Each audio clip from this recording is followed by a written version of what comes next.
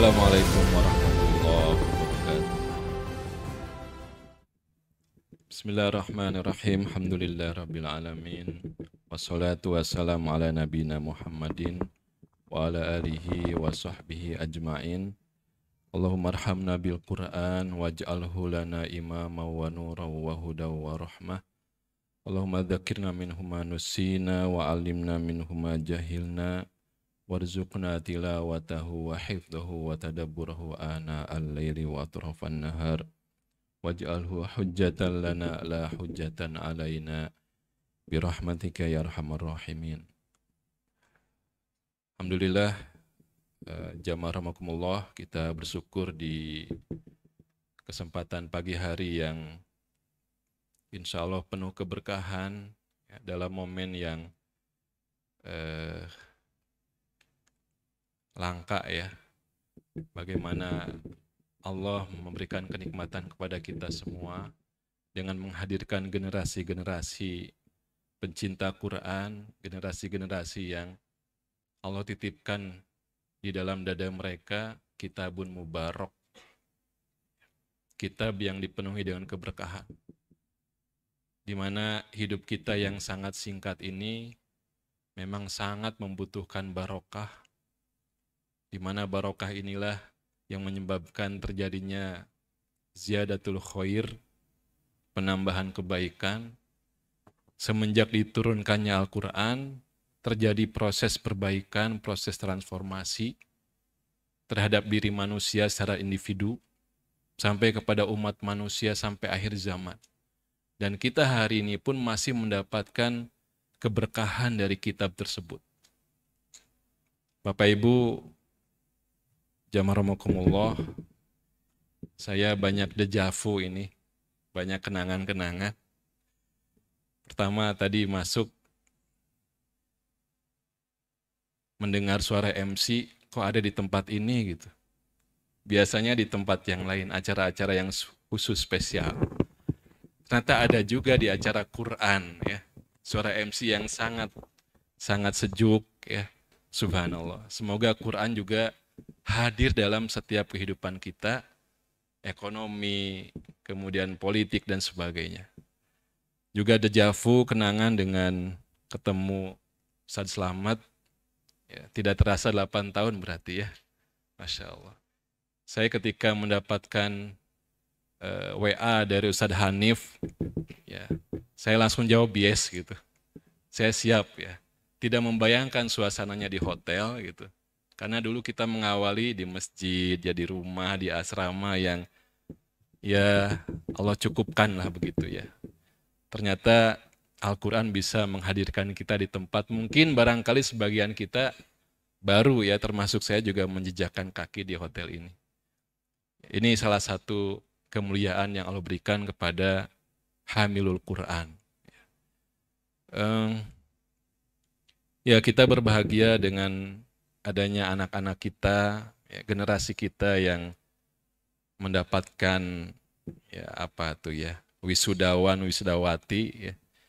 Yang ini salah satu fase tahapan ya, dalam kegiatan bersama Quran, yang tentu saja ini bukan akhir ya, bukan finish. Kalau kita mendengar atau membaca bagaimana Rasulullah SAW menyampaikan kepada kita hadis yang selalu kita ingat ya, khairukum man ta'alamal Qur'an wa 'allamahu. Sebaik-baik kalian adalah yang belajar dan mengajarkan Al-Qur'an. Jadi fase belajar itu sudah sebagian diselesaikan dengan menyelesaikannya ziyadah 30 juz. Tetapi ingat ya, di situ kebaikan generasi, kebaikan seseorang itu ditentukan dari belajar dan mengajar. Ketika statusnya sebagai santri, santriwati, tentu yang dominan, porsi yang paling banyak adalah belajar. Ta'allamal Qur'an.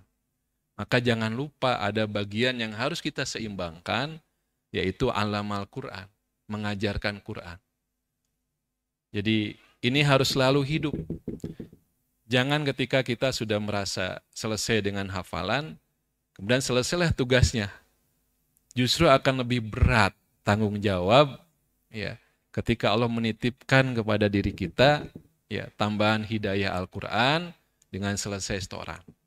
Bahagia, harus kita bahagia.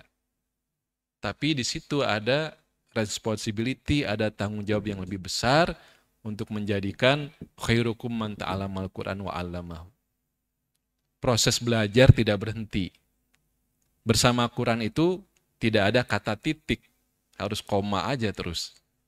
Alhamdulillah ini udah selesai setoran 30 juz. Koma, kapan saya bisa ya tasmi'nya 30 juz sekali duduk? Ya. Kapan ya bisa mengimami? Ya, kapan bisa tasmi, kapan bisa mengimami? Ya, terus gitu ya, kapan bisa mengajarkan, kapan bisa punya pondok sendiri? Ya, kapan bisa membuka cahaya-cahaya di tempat yang lebih luas lagi? Ya, khairukum man ta'allamal Qur'an wa 'allamahu. Kemudian juga Allah sebutkan di surat yang ke-26, surat Asy-Syu'ara, ini surat yang sedang viral ya di sosmed itu, ya Asy-Syu'ara ya surat yang sedang ramai sekarang diperbincangkan ya. Alhamdulillah kalau penghafal kayaknya mah nggak ngeh ya, Ustaz Slamet ya, apa gitu ya, karena sibuknya dengan Quran ya, subhanallah. Nah di dalam surat Asy-Syu'ara itu Allah berfirman, wa innahu latanzilu rabbil alamin, nazala bihi ruhul amin, ala qalbika litakuna minal mundirin. Wa innahu, dan sesungguhnya Al-Quran itu latanzilu rabbil alamin. Sungguh ya Al-Quran itu diturunkan oleh siapa? Kita tahu oleh Allah. Ya. Tapi ayat itu tidak menyebut Allah. Latanzilu rabbil alamin. Diturunkan oleh Rabb al-alamin. Di sini disebutnya Rabb, bukan Allah. Rabb artinya yang memelihara, yang menjaga, merawat, mengupgrade, mendewasakan, menyempurnakan. Itu Rabb.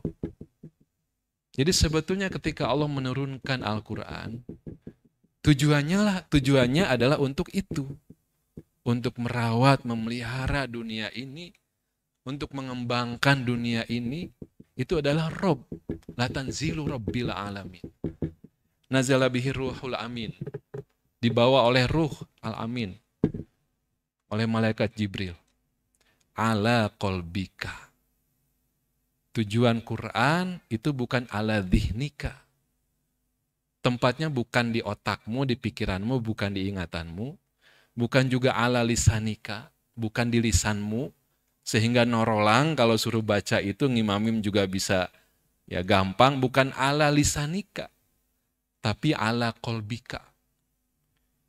Al-Quran itu tujuannya sampai kepada qalbun, ala qalbika. Kenapa begitu? Karena qalb inilah sumber kebaikan atau keburukan kehidupan seseorang. Ala inna fil jasadi mudghah. Idza sholahat, sholahal jasadu kullu, wa idza fasadat, fasadal jasadu kullu. Ala wahiyal qalb.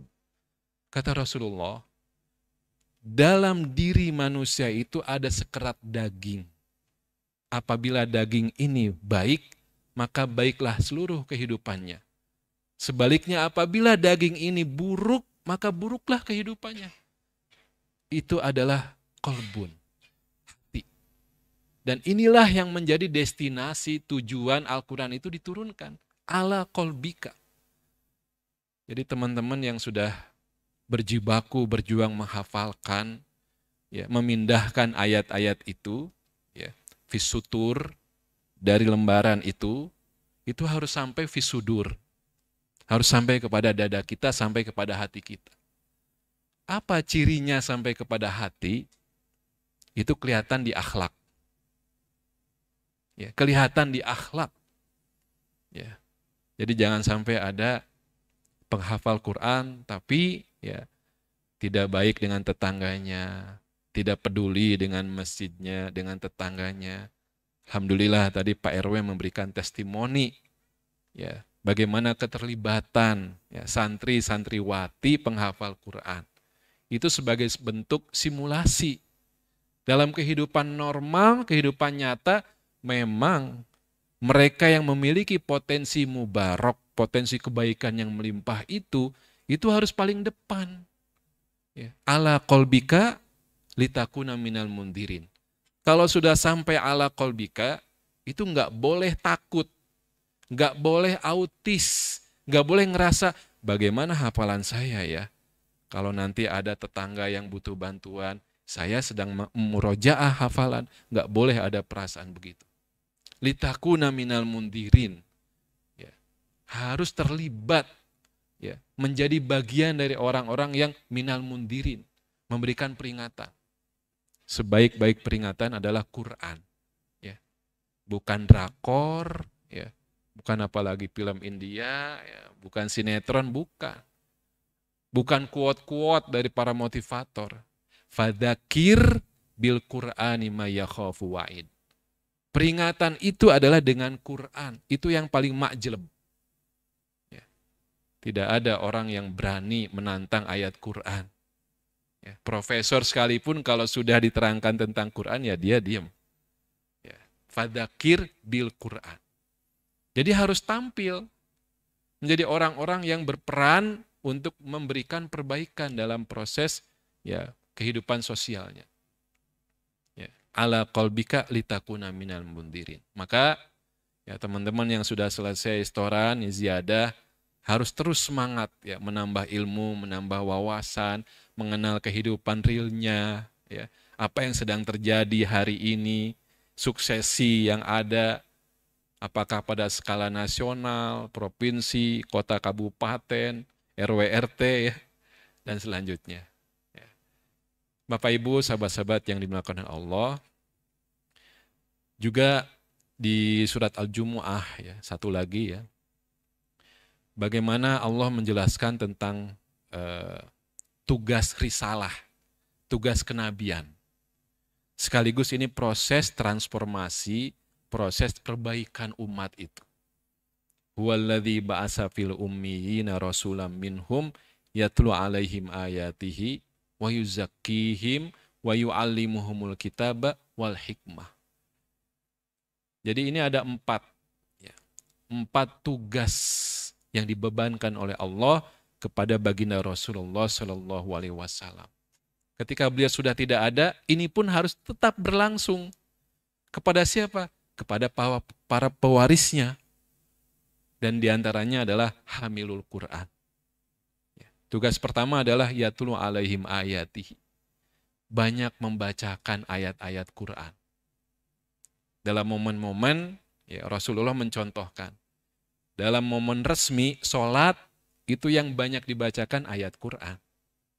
Ya, kalau bacaan-bacaan sholat kan standar, nggak mungkin memperpanjang bacaan doa, ruku, sujud, nggak mungkin. Al-Fatihah juga nggak mungkin dipanjang-panjangin.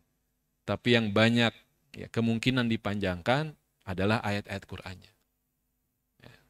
Dalam sholat-sholat yang khusus, ya, Rasulullah membacakan, misalnya Jumat subuh membacakan surat As-Sajadah dan Al-Insan. Spesial hari Jumat, spesial Qur'annya, spesial sholat subuhnya.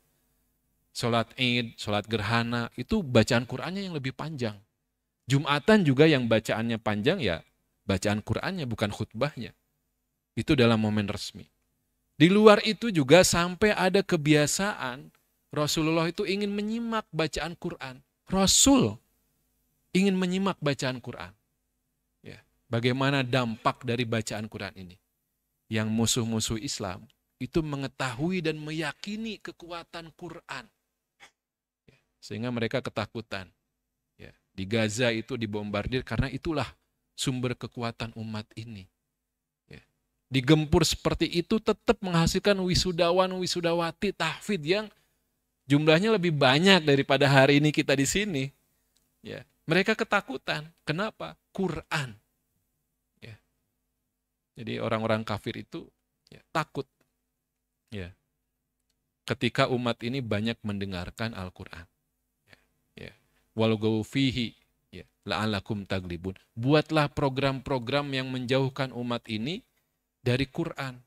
Sehingga la'alakum taglibun, pasti kalian menang melawan kaum muslimin. Ya. Nah, jadi ini bagaimana peranan para penghafal Quran setelah mendapatkan kesempatan fokus takhusus dengan 24 jam dengan Qurannya, maka tampillah litakuna minal mundirin. Ya. Banyak membacakan yatlu alaihim ayatihi, kemudian wa yuzakkihim, membersihkan. Quran itu akan tazkiyah, membersihkan. Ya. Saya coba tanya, kemarin ini yang ikhwan ketika Persib main final nonton nggak? Geleng-geleng Ustaz Slamet? Ya. Padahal di luar itu betapa euforia daya tarik nonton Boboto, nonton Persib ya.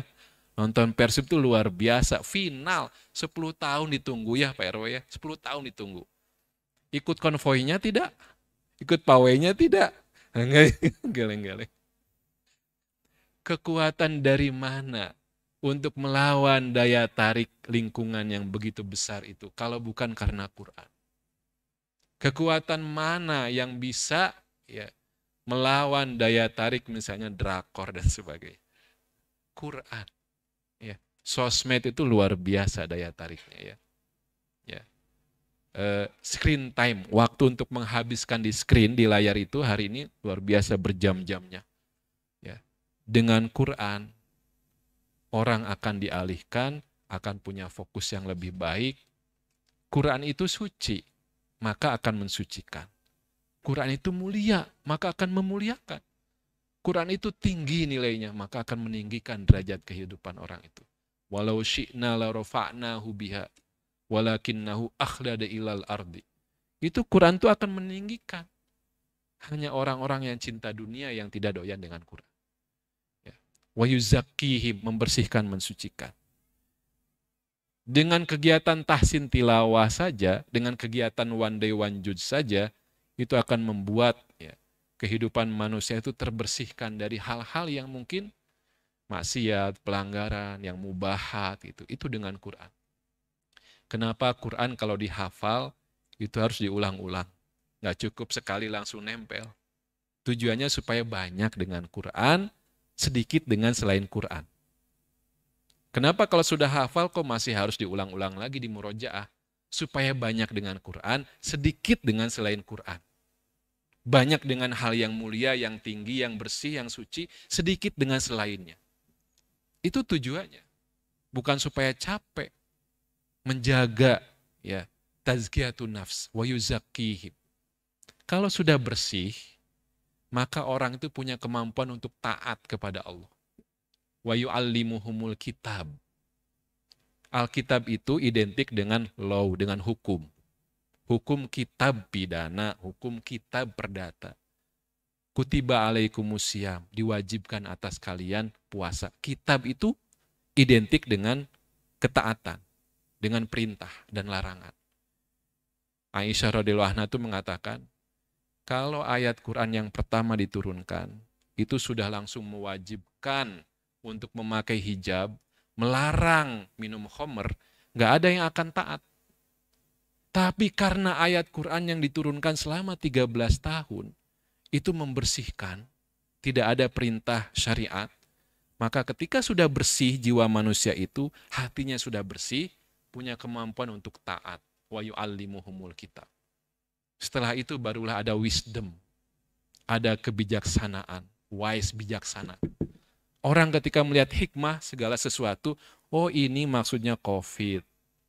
Jadi bisa menerima dan mengambil manfaat yang banyak dari pandemi COVID. Ketika sudah mendapatkan hikmah. Oh ini hikmahnya kita diperintahkan bangun malam. Ya. Oh ini hikmahnya kita sholat subuh, sholat zuhur, sholat asar, maghrib, isya. Itu adalah waktu-waktu di mana alam semesta ini berubah cahayanya, berubah energinya. Kenapa harus bangun subuh, sholat 2 rakaat?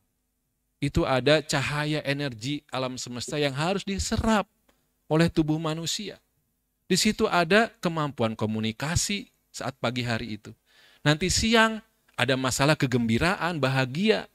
Kalau orang sholat di situ menyerap energi bahagia. Sorenya itu masalah reproduksi. Itu sains, ini sainsnya, sains sholatnya. Subhanallah. Hikmah sholat betapa banyak. Hikmah larangan makan daging babi.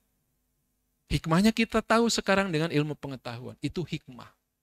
Nah inilah proses transformasi individu, umat sampai seluruh manusia ini. Yatlu alaihim ayatihi wa yuzakihim wa yu'allimuhumul kitab wal hikmah. Kita mungkin masih ada di fase yang pertama. Yatlu alaihim ayatihi. Maka ya teman-teman yang sudah selesai ya ziyadahnya justru harus membuat tambah semangat. Oh ini peluang saya untuk yatlu alaihim ayati. Banyak bacakan ayat-ayat Quran itu. Karena inilah tadzkirah, peringatan. Inilah tazkiyah yang mensucikan. Semoga Allah mengkaruniakan kepada kita generasi yang bisa menghadirkan kebaikan, Islam yang rahmatan lil alamin, Al-Quran yang menjadi petunjuk, menjadi Quranan ajaba, menjadi sesuatu yang menarik untuk dibaca, dihafal, dipahami, dan diamalkan. Lebih kurangnya mohon maaf. Assalamualaikum warahmatullahi wabarakatuh. Waalaikumsalam warahmatullahi wabarakatuh.